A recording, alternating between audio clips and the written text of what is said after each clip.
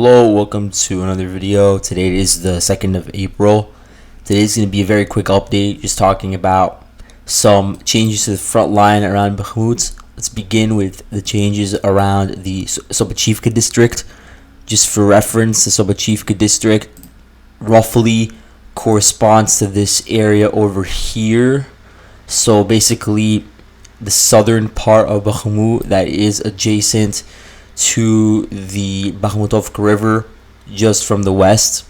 So if we zoom in, here's what I would call the Sobachivka pocket. There have been multiple pockets around the Sobachivka district where you had Ukrainian forces that were in essence being flanked from three sides, from the south, from the east, and from the west, and then they would escape from the north. And so you had multiple of these different pockets that were being formed continuously around the Sobachivka district, and you have Ukrainians in apartment buildings and other larger facilities.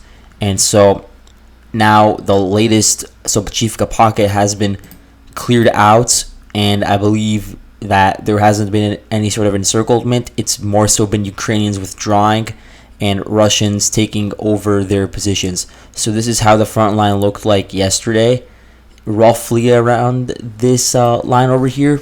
The Russians were advancing already through Mariupolsk Street over here, so you could say they gained around here.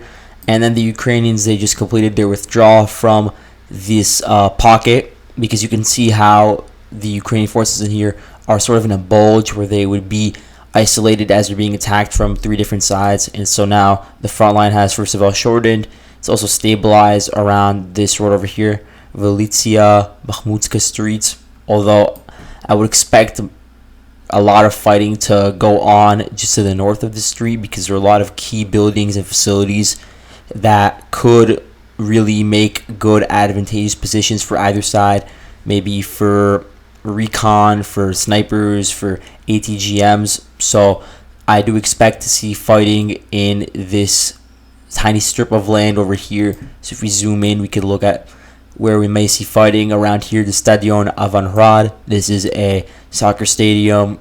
You probably don't have any forces in the stadium itself because it's an open area. But then you have this blue building over here, a gym and a sports complex. It is a facility that could be used to house some small squads. And then over here you have some other buildings that could be used. And Ukrainians, in a sense, have an advantage over here because they could take up positions in the higher stories of these buildings, while the Russians are coming in from the residential buildings, or not buildings, even houses in Sobachivka. And so they don't have any sort of high ground in this sense, because the Ukrainians will be on the top stories and the Russians will be the ones advancing through the narrow roads towards the trees over here. So in that sense, the Ukrainians have a minor advantage, and that's why the Russians want to take over these positions. Then, if you go a bit to the east, we have the Bakhmut District State Administration Building. There's another administration building. This is the smaller one of the two, and so there is fighting going on in this general direction.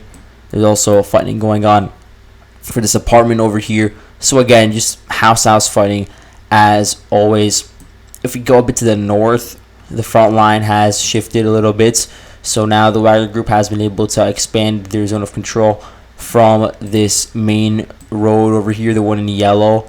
They've been able to push further west and take over some key buildings like this cultural center building.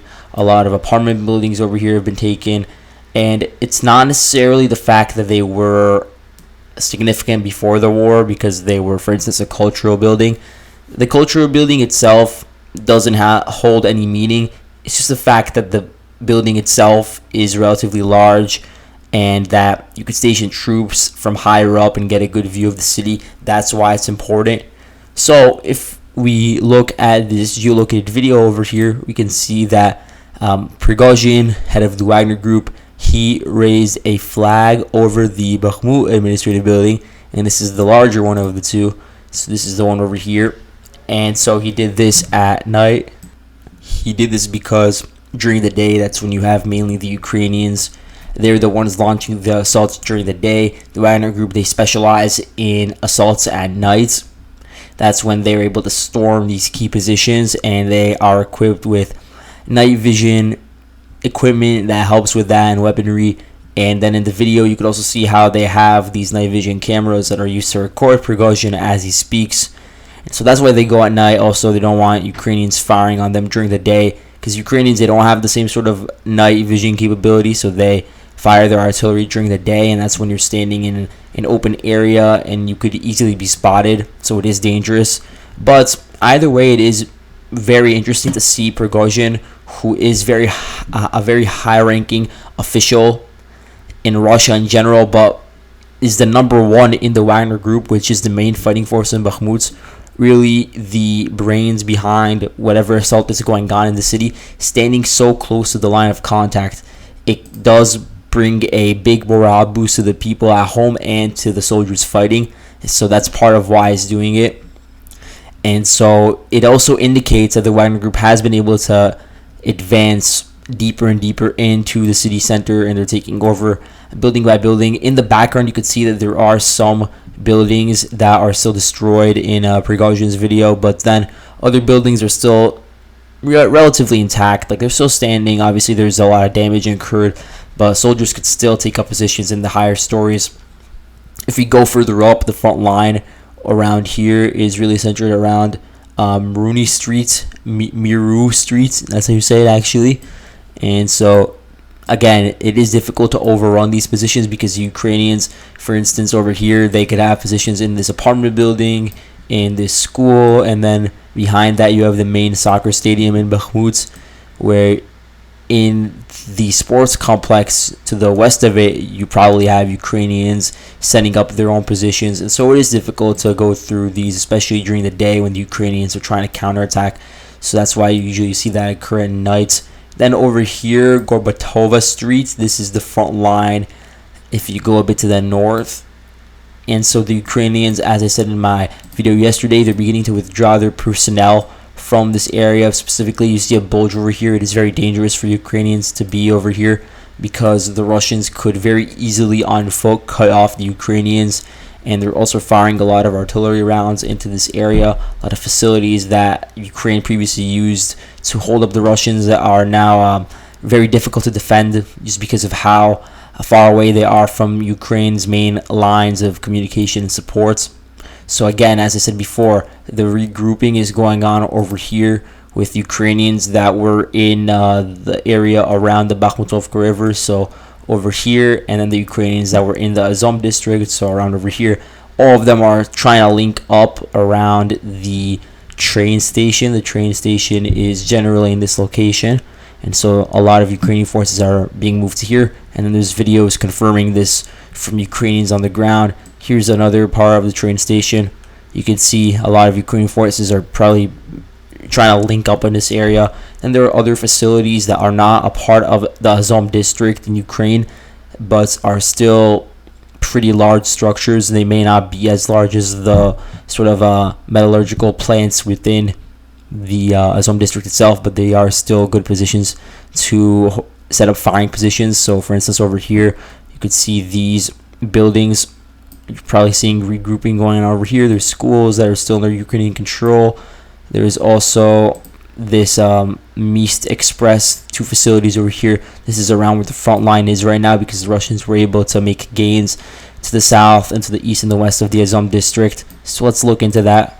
So the Russians, they were able to take over the rest of the parking lots over here. These were really garages, and you had very fortified Ukrainian positions over here. And so now the front line is closer to some actual structures, as the Wagner group is putting pressure on that bulge that I was speaking about before from the north. Then the Wagner group was able to take over some residential houses that are adjacent to the Azov district, and they took over some other smaller facilities just on the southern outskirts of it. And as I said before, they are approaching the Mist Express buildings over here.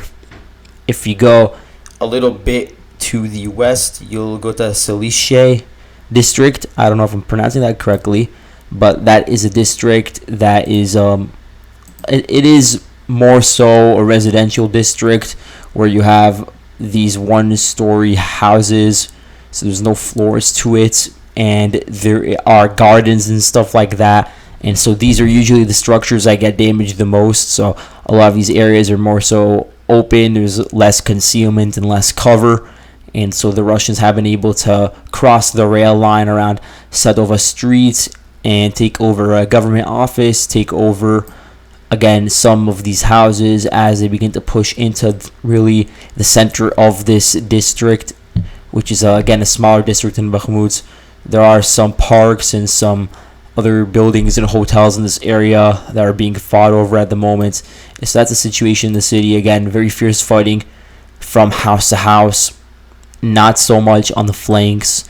On the flanks, I would say the only significant area where we reported fighting today was around Bodanivka, but there was no reported Russian success. The Ukrainians actually fired yesterday a Tochka-U missile onto Wagner's facilities within the Azom district. Here's the link to that if you're interested. And you can see that the geolocation is very close to an electric substation and to some other large facility. You know, the Wagner group, they're setting up their own makeshift command posts and weapon stockpiles close to the front line in order to be able to command the battles effectively and close to the front line. The danger is that the Ukrainians still have the capabilities to launch these ballistic missiles. They don't have that many Tochka-Us yet. We haven't really seen them being utilized that much, but when they are, they could have some significant damage. And in the video, you see the explosion is pretty large, but I have not seen any reports about damage that was incurred by the Wagner group in this area. Either way, we do know there was at least one explosion, and then obviously you have the Ukrainians with their artillery fire onto Russian positions that are a bit further to the north around a town like Paraskovivka. That was pretty notable. I'm going to see if I have the video here. Yeah, 30th Brigade. We still know that they're around here, and they have at least some artillery shells and artillery, howitzers that are firing onto the Russian positions. And the Russians, they have made a lot of their center of a lot of their command posts centered around this town of Paraskovivka, and I'm sure they have a lot of ammunition stockpiles around here and in this facility around here. And so yeah, it is a good target for Ukraine to be targeting. Okay, so that's all for today. Thank you guys for watching.